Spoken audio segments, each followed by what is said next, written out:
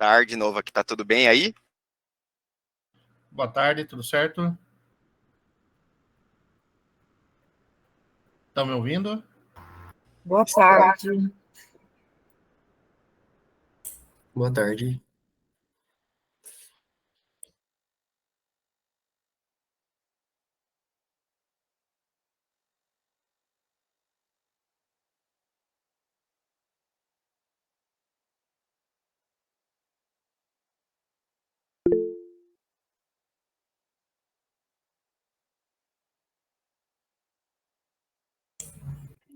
Posso começar de apresentação? Ou tem que esperar alguém?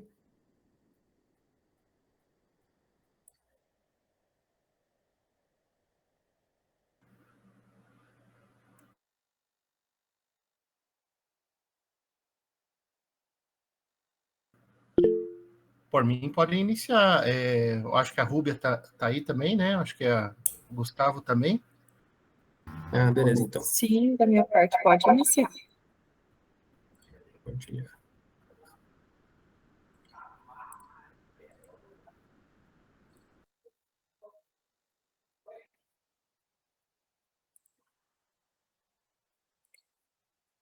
Eu não sei como é que tá a apresentação pelo YouTube. Vai ser transmitido pelo YouTube também?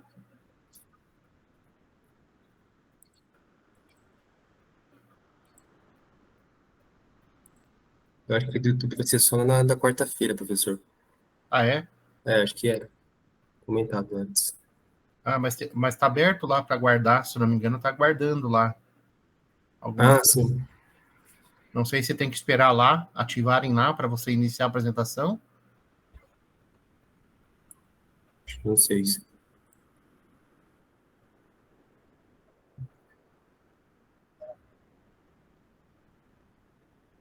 Ah, Ah, beleza. beleza. Primeiro, boa tarde a todos. Meu nome é Guilherme. O meu orientador é o professor Gustavo Gidrão.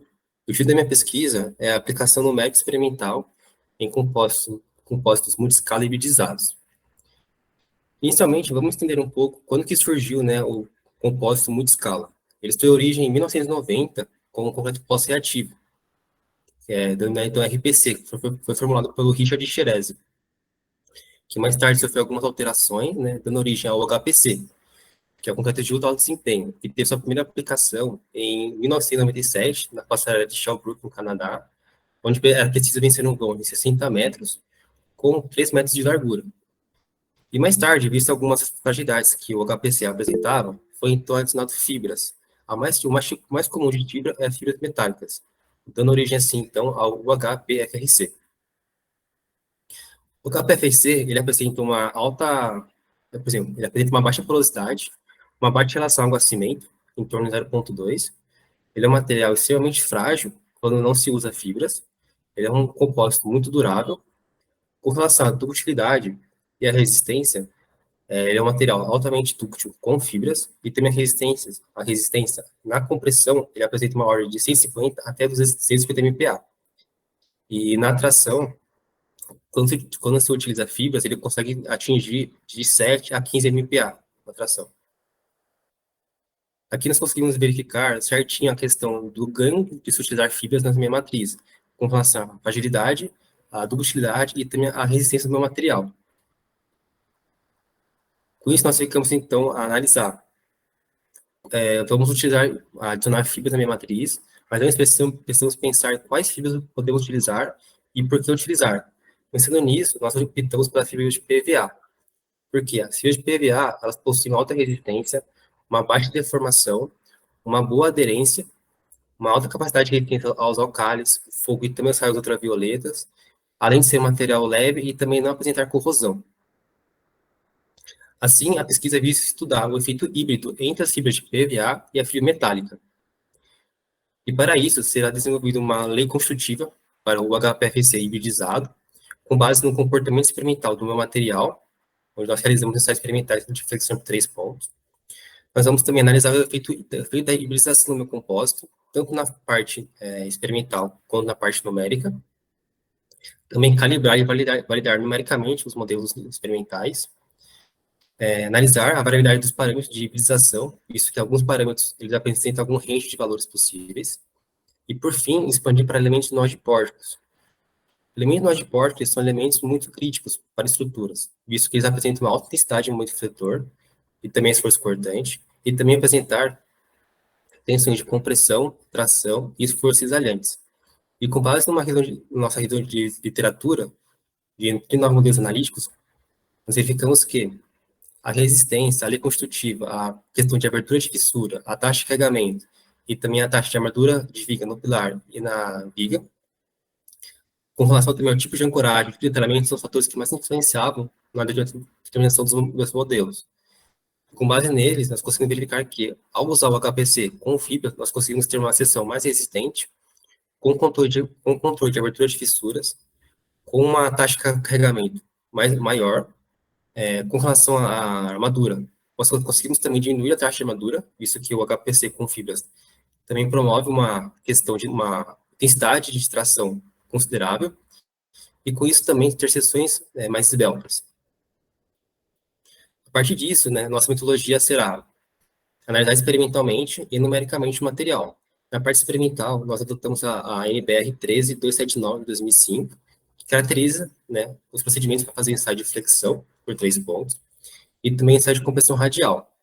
Na frente numérica, nós estamos utilizando o software de elementos finitos, o Abacus, acoplado à lei constitutiva do concorrentemente plasticistico, que é uma propriedade que é capaz de representar o comportamento elástico-plástico do concreto, visto que, conforme o material ele vai tendo um acúmulo de tensões, ele vai, consequentemente, também ter um acúmulo de danificação do material. E ao implementar o CDP, nós conseguimos quantificar esse fator de dano no concreto. Na frente experimental, nós utilizamos 4 traços com relação ao teor de fibra, onde a de PVA variou de 0 a 6%, a metálica de 2 a 1%. Com relação à parte numérica, antes de aplicar, nós precisamos primeiro arrumar um pouco o modelo constitutivo, a compressão e a contração do concreto, que seria um modelo que vai representar o comportamento, a atração e a compressão.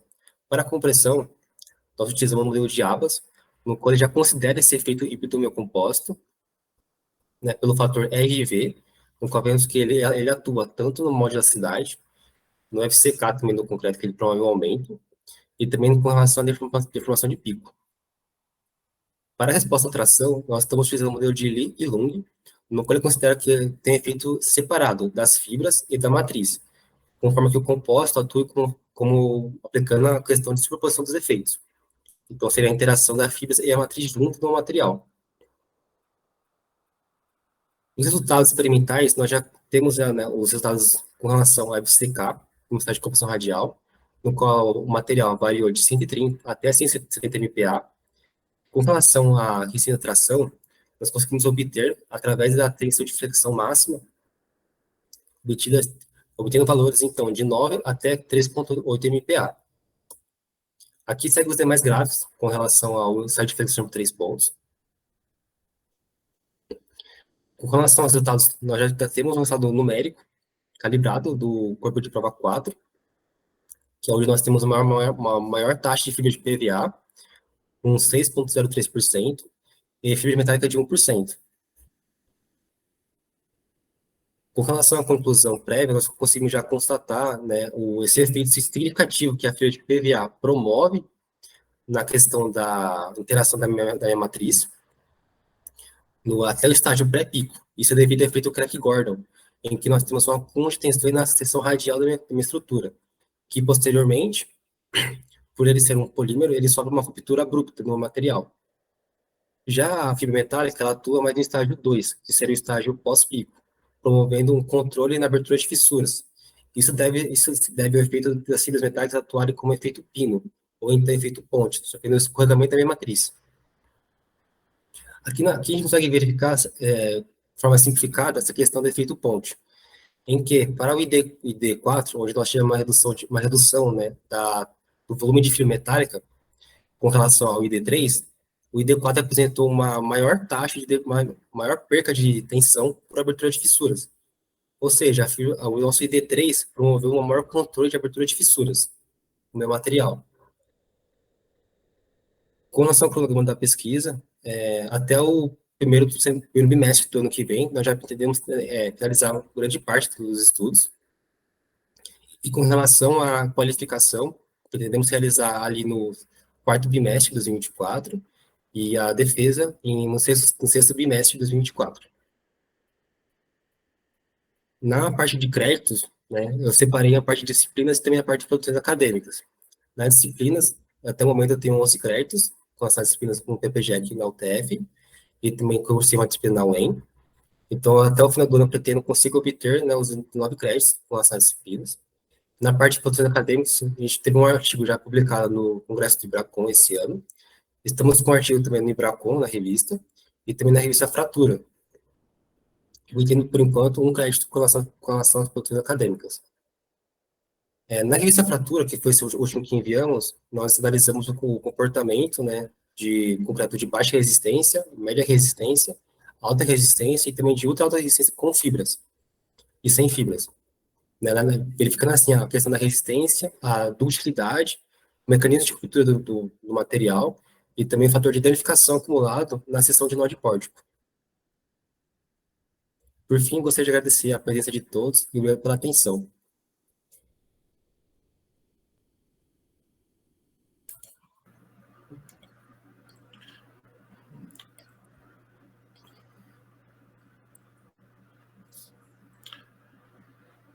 Parabéns, Guilherme, pela apresentação. Eu não sei se a palavra agora é com o Gustavo ali. Eu não sei também, Novak. Pra Fiquei banca. esperando a banca. Vocês que sabem. Parabéns, Guilherme, aí. Passo a palavra, então, ao professor Novak para fazer a arguição. Então, Guilherme, parabéns pela apresentação aí. Foi bem sucinto, bem direto, né, na apresentação. Com relação à apresentação, acho que está muito boa, tá? Do tom de voz, assim, eu vou avaliar um pouco a avaliação da apresentação, depois um pouco do trabalho e do resumo que eu recebi, tá? Então, no geral, a tua apresentação foi boa, a tua entonação do foco da voz foi boa também, tá? Tá de parabéns aí, conseguiu resumir bem o teu trabalho até agora, tá? Com relação ao resumo, né, que eu recebi ali, também não me lembro se tinha limitações de quantidade de palavras ali, né, na hora que vocês fizeram, né, mas você conseguiu resumir de uma forma boa o resumo, mas como é um resumo, né, a gente só teve acesso ao resumo, eu fiquei com algumas dúvidas com relação ao teu trabalho, tá?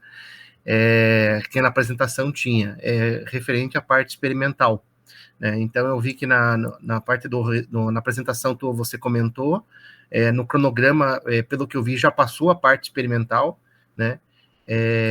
Eu queria saber assim como que foi feita, se foi você que fez a parte experimental ou se você pegou de dados da literatura, né? Porque muitas vezes é difícil a gente realizar a parte experimental do trabalho, né? Então, a gente acaba retirando esses dados da literatura, né, o qual auxilia na nossa validação da parte numérica.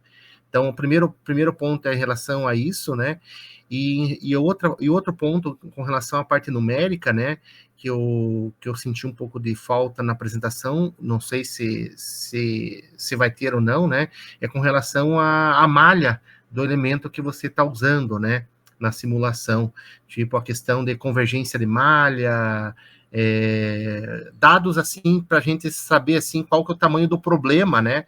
E o tempo computacional que isso gasta, né? Então, mais se você puder me falar aí, tá? Com relação à parte experimental, o professor Gustavo já estava desenvolvendo uma IC, né, em Guarapuava. Aí ele me deu a ideia de a gente trabalhar em conjunto. Então, aí eu entrei também na parte da IC. Porém, quando eu entrei, já estava quase finalizando já a parte da flexão. Faltava só um CV para romper. Então, eu já peguei essa parte bem adiantada já, parte experimental. Com relação à parte numérica, a gente está usando uma malha de 5 milímetros, com o elemento C3D8R. Aí está demorando mais ou menos em torno de uns 15 minutos. Porque como um corpo de prova é 4 por 4 por 16 milímetros, Uhum. centímetros, perdão. Então, ele é bem reduzido, então ele roda bem rapidinho no modelo. Uhum, sim, e é interessante, né, nos demais trabalhos, até mais, a gente está, estou vendo que você está bem ativo nas questões de publicações, né, quanto mais detalhes dessa parte experimental, como foi feito, tanto a parte experimental, né, questão dos corpos de provas, ou a quem que fez, né, é bom citar onde que foi feito, se você participou, se você não, qual é o planejamento bem detalhado desse experimento, né, e também dessa parte numérica de convergência de malha, para ver qual a malha que você escolheu.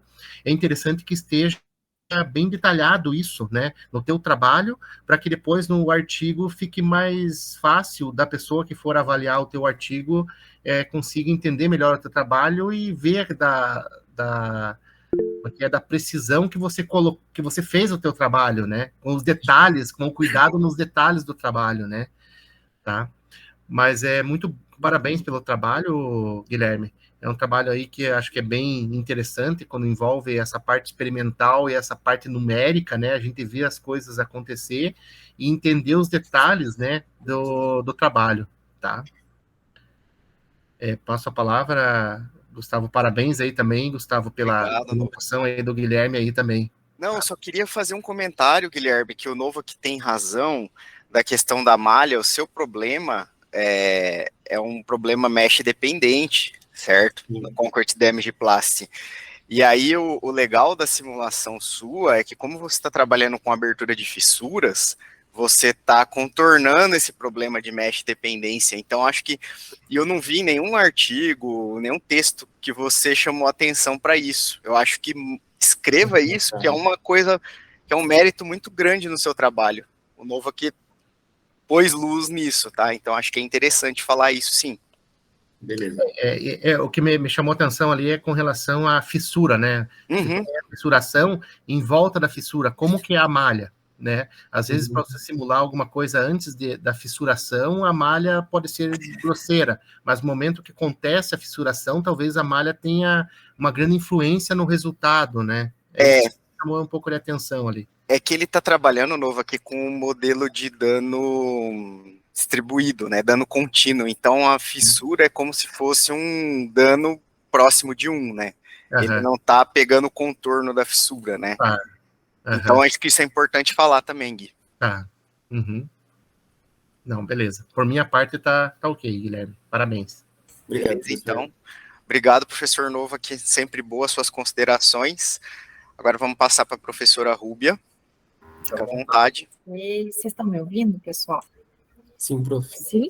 Ótimo. Então, parabéns pela apresentação, Guilherme, parabéns pelo teu tema. Eu acho que o tema do teu mestrado está ficando muito interessante, assim, meus parabéns. Eu acho que uma primeira coisa, assim, ó, no meu ponto de vista, se você conseguir um modelo constitutivo bem calibrado que funcione bem, eu acho que tu já tem, assim, material suficiente para o mestrado, tá? E aí depois, né, claro, se der tempo, aplicar nos nós de pórtico, acho que vai engrandecer ainda mais o trabalho, mas eu, no teu lugar, acho que eu dedicaria, assim, mais atenção agora para essa parte do desenvolvimento da lei constitutiva. Até eu queria te perguntar, assim, já existe alguma lei constitutiva que funcione para esse concreto com fibra de PVA somente, sem a fibra metálica ou não? Então, eu não encontrei nenhuma na literatura ainda. Esse que eu encontrei do autor de Abas, ele considera já um efeito híbrido de PVA com metálica mesmo. Com metálica. Ele já é próprio para PVA com metálica. Entendi. Você acha que não seria, assim, prático fazer... prático não sei, né? Mas você acha que existe interesse em talvez produzir um HPC só com fibra de PVA ou o efeito ali das pontezinhas de cisalhamento vai ficar faltando muito, assim? Então, porque assim, o HPC sem fibra, né, ele é muito frágil, é pouco dúctil. E a fibra PVA somente, ela promove um ganho de resistência. Porém, pós-pico, ela não piora, ela não ajuda em nada, não ajuda quase em nada, né? Porque ela chega, acumula tensão e rompe. Uhum. A fibra metálica não, ela não chega a romper, ela chega a ficar com uma espécie de ponte. Então ela vai controlando a abertura de fissuras. Por isso Sim. que atuar só com a fibra de PVA eu acho que não seria tão interessante. Uhum. Perfeito. Eu acho que agora tu explicou muito bem, sabe, Guilherme? Eu acho que talvez em próximas apresentações, lembra de falar dessa forma mesmo, como você Tá? explicou, sabe? Uhum. Porque eu fiquei um pouco em dúvida, o que é esse efeito Craig-Gordon? Não ficou muito claro, e como aqui a apresentação muito curtinha, né, eu acho que não deu tempo de entrar muito. Tu conseguiria explicar, assim, né, com palavras simples, aí o que seria esse efeito Craig-Gordon? Claro, porque a fibra de PVA, como ela é um polímero, então quando você vai tendo, ela chega a muito de resistência, ela vai chegando a um ponto que em uma seção dela, ela vai sofrer uma expansão radial. Por isso que na figura você tem uma expansão radial e posterior à expansão você tem um encurtamento radial. Então ali ela já ativou o efeito Craig-Gordon, porque a fibra de PVA, além dela promover também um ganho de resistência, ela também piora na questão de abertura de fissuras. Então por isso também usar ela somente no compósito não é interessante. Não faz sentido. Entendi. Perfeito. Outra coisa que eu ia te perguntar é sobre a parte experimental. Eu acho que, claro, né, como a gente recebeu um resumo bem pequeno, e a apresentação também foi curtinha, não dá para entender muito, mas vocês só aferiram o resultado de tração no ensaio de tração na flexão, certo? Isso. Aquele ensaio em 3 pontos. E será que não... E assim, não sei. Que relação vocês usaram para calcular essa resistência à tração na flexão? A Foi gente alguma coisa usou, enorme? a gente usou aquela equação que a gente aprende em RESMAT, que é obter a tensão de flexão máxima. Tensão de ação na flexão máxima, a gente obteve. E será, Guilherme, que não seria importante fazer um ensaio de tração direta? Vocês têm como fazer aqui no laboratório? Não, aqui no campus a gente consegue Por fazer. enquanto, não. Por causa da capacidade da prensa? São várias coisas. Você tem capacidade da prensa, que eu acho que não é um impeditivo, mas a amostra tem que ter os dog bones. A gente está imprimindo em 3D, na impressora 3D, uma forminha de dog bone, mas aí precisa da garra também. O que o Gui, se eu não me engano, né, Gui, me ajuda aí, mas o que o Gui fez, ele tem uma equação de transformação da tração direta para tração em flexão. É isso, né, Gui, que você Isso. usou? Que Que é já com tem no base, livro do Felling, né? isso. Que é com base na força de flexão máxima, consegue obter a força de tração na flexão máxima. Entendi. Entendi, porque eu sempre fico um pouco em dúvida disso, porque, por exemplo, lá na norma de concreto tem uma expressão empírica para a gente obter o resultado de resistência à tração a partir da tração na flexão. E aí eu fico em dúvidas, assim, né? Não sei como vocês não usaram isso, se essas relações podem ser extrapoladas no concreto tradicional para o HPC. Mas então vocês usaram uma expressão que já foi desenvolvida para o HPC. Isso. Isso. Ah, tá. Entendi. Não, eu achei, assim, muito interessante. Guilherme, acho que tu tem que seguir aí tentando calibrar essa lei constitutiva para que dê uma resposta bem próxima. E aí eu acho que depois disso é começar a aplicar aí em estruturas reais, né? Tentar talvez um dia conseguir concretar uma viga, um nó de pórtico e levar em algum laboratório para ensaiar. Eu acho que tá bem interessante. Uma coisinha só, vou fazer uma pequena crítica à tua apresentação, Guilherme. Ali, bem no começo, você mostra alguns gráficos bem interessantes que dá para perceber o efeito da ductilidade garantida pelo HPF, né, que é o Isso. representado por fibras, em relação ao HPC. Você passou super rápido, então lembra de, numa próxima apresentação, tentar gastar um pouquinho mais de tempo mostrando esses gráficos, porque eles são bem importantes no teu trabalho, tá? Então, lembra que você vai ter públicos aí que entendem muito do assunto e talvez pessoas que são só curiosas e que querem entender um pouco mais. Então, às vezes, a gente tem que falar aquilo que já está simples para a gente, mas de forma mais, assim, clara, né, também para as outras pessoas, tá certo? Mas, da minha parte, é isso. Meus parabéns aí pelo trabalho. Obrigado, professora. Parabéns, Guilherme. Acho que você tem que ficar mais suave só, que tudo flui. Capacidade de conceitual você tem, agora é tranquilizar nas horas das apresentações, mas acredito aí que seu trabalho agora vem por gravidade, tá? Você vai desenvolver.